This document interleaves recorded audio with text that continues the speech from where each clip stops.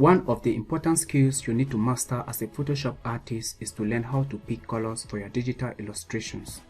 In Photoshop, there are many tools that can help you to do that. So in this video, I will show you where to find these tools and how you can use them to pick the right colors for your digital illustrations.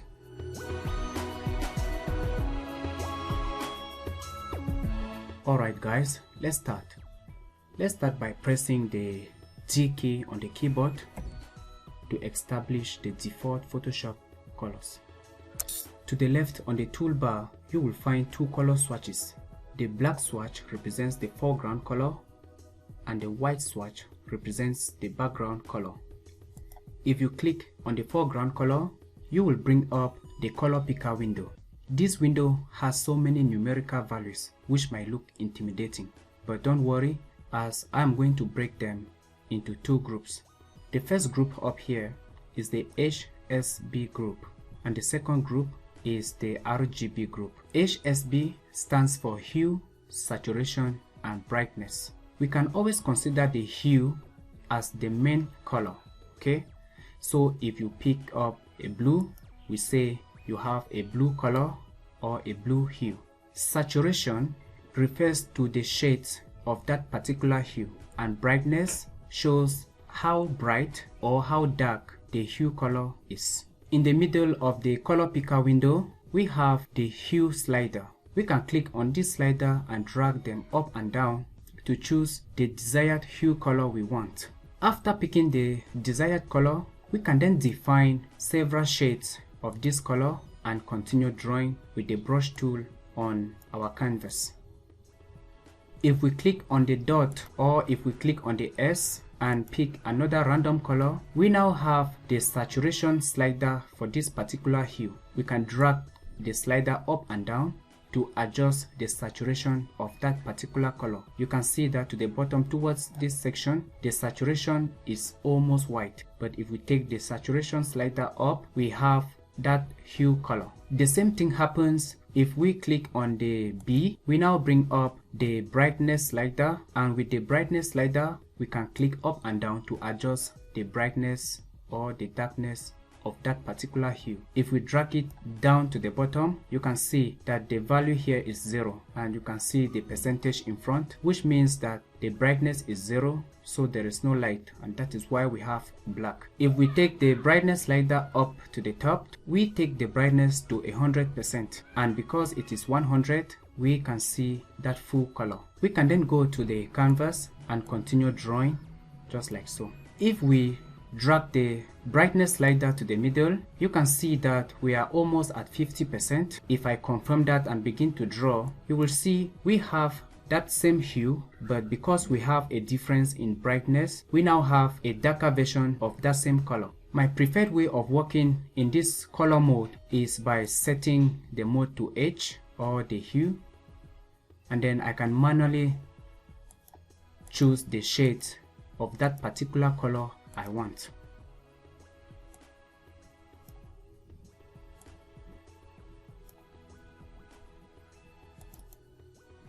The next color mode we are going to look at is the RGB color mode. The colors of individual pixels of any digital image are saved as a combination of 3 values. These values represent the 3 color channels we have. These color channels are red, green, and blue. Each of these color channels can store values ranging from 0 to 255. Let us start by setting all these values to 0. Now if we click on the red channel, we also bring the red channel slider. If we drag the slider to the top, you can see here on this little preview window here which says new, we have a pure red color right here. You can also confirm that by looking at the brightness level here which says 100%. So at a brightness of 100% and saturation of 100%, we have this pure hue color which is red. Again, if I want a pure green hue, I can make sure the green hue is highlighted, and then I will set the red channel to 0 and simply drag the green slider to the top. Right now I have a pure green hue. We can also confirm by looking at the percentage values for the saturation and brightness. The same thing can be done in the blue channel. If I set the green to 0 and then drag the B slider up, we have a pure blue hue. I use the RGB mode most often when I'm searching for transitional colors. So for instance, if I'm looking at a transitional color in the green channel, therefore I will have to set the blue values to 0, and then I will drag the green slider up, and I can clearly see that this color transitions smoothly from this portion to this portion. And if you are looking for transitional colors, you can select anything in between here. If we go to the blue channel, you can also see the transitional colors right here. So the RGB mode is best suited for transitional colors, although you can still work and achieve every result using the HSP mode. Many times when you are working on a digital canvas, you will have to come to the tool palette on the left, and then you click on the color picker to bring up the color picker window. This can actually slow you down if you have many illustrations to work on. So I think the best thing to do at this point is to assign a keyboard shortcut to the color picker. And the way to do that is by going up here on the menus palette, and on edit we go way down to keyboard shortcuts. When the keyboard shortcut and menu window pops up, let us make sure we are under the tools, and then if we scroll down, we can see the foreground and background color picker.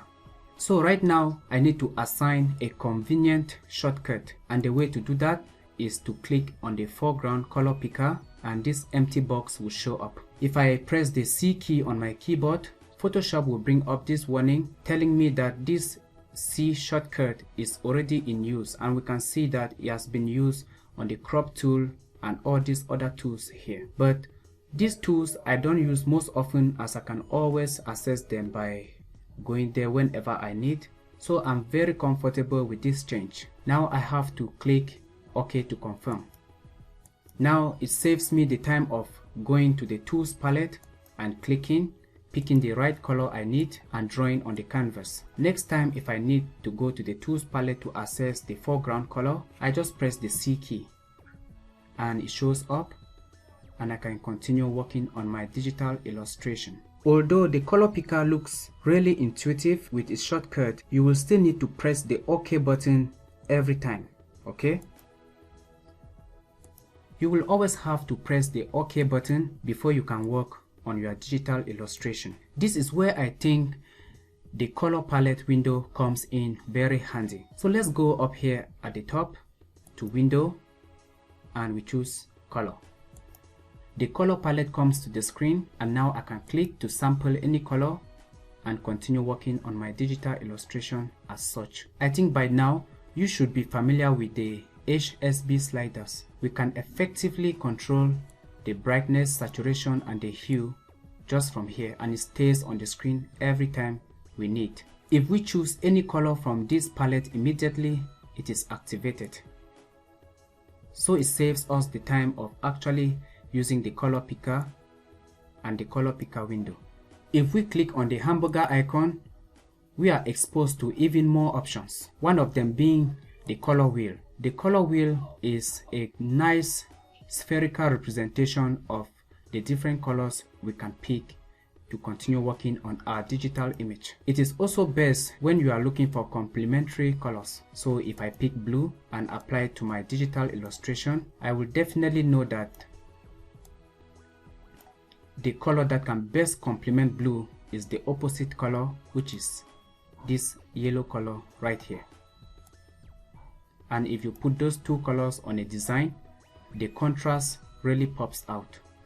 I think the one that you are likely to use most of the time will be the hue cube, and this is similar to what we saw with the color picker. You can still drag the slider up and down to define different shades of colors and use them anyhow you want on your digital image.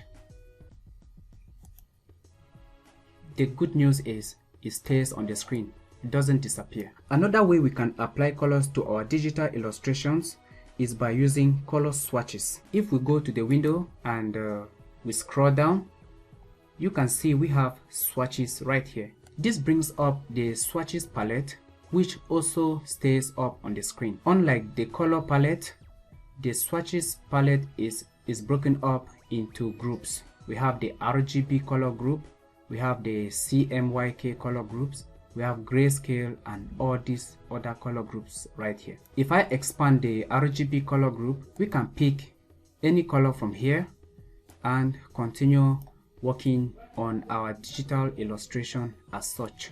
Notice that it also has the hamburger icon where we can click, and here we have some settings such as append default swatches and import swatches. If you have some swatches you have paid online or you have been sent by a friend, you can click here and locate those swatches from your hard drive and import them into Photoshop. If you choose show recent, any color that is chosen from here will show on this bar right here. If you do not want this bar, you can go to the hamburger icon and untick it. Now it's gone. I prefer to have it on, so I'm going to check that. Now if you have a color selected on the screen, it will be added to your recent swatches right here. Now you can select a random color to work with, which will show up on your recent color palette right here. If the color is selected, you can actually save that swatch to reuse later on, and the way to do that is by first making sure it is selected, and then you click on this icon beside, and you can see here we have new swatch from preset, and we can see the sampled color, and we can see this check mark which says add to my library. I don't actually want that, so I will just call it swatch 1 and say OK.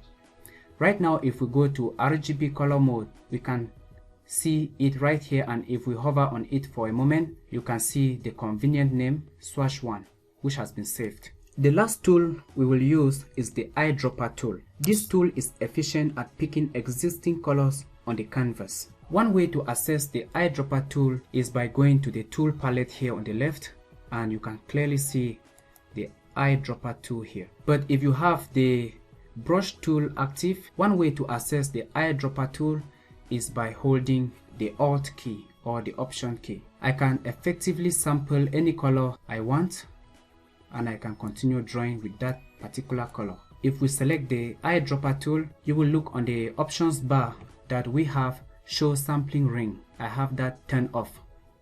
But let us see what it actually does. If I enable that check mark and I click, you will see the sample ring on the screen. The sample ring has a gray outline, and then inside the gray outline we have the upper color and the color at the bottom. The upper color represents the color you are currently selecting, and the color at the bottom shows the color that was there before. So if I now move towards this portion, you will see that the color at the top is yellow, which represents the color I'm currently selecting on the screen, and the bottom color represents the previous color. If I have that color sample, I can then switch to my brush tool and continue working on my digital illustration as such. The sample ring is not something I cherish so much, so I always prefer to leave that turned off.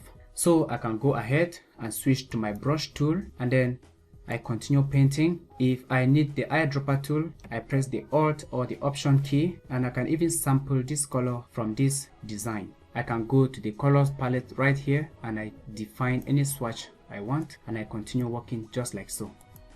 So you can see, with a combination of these tools, the possibilities of picking the right colors in Photoshop are virtually limitless. There is no one way of picking colors in Photoshop for your digital illustrations, but I think using any of these methods won't feel disappointing. As always, thank you for watching the video, and don't forget to subscribe to the channel and hit the like button. See you tomorrow, where I show you how to effectively use colors in your illustrations and designs.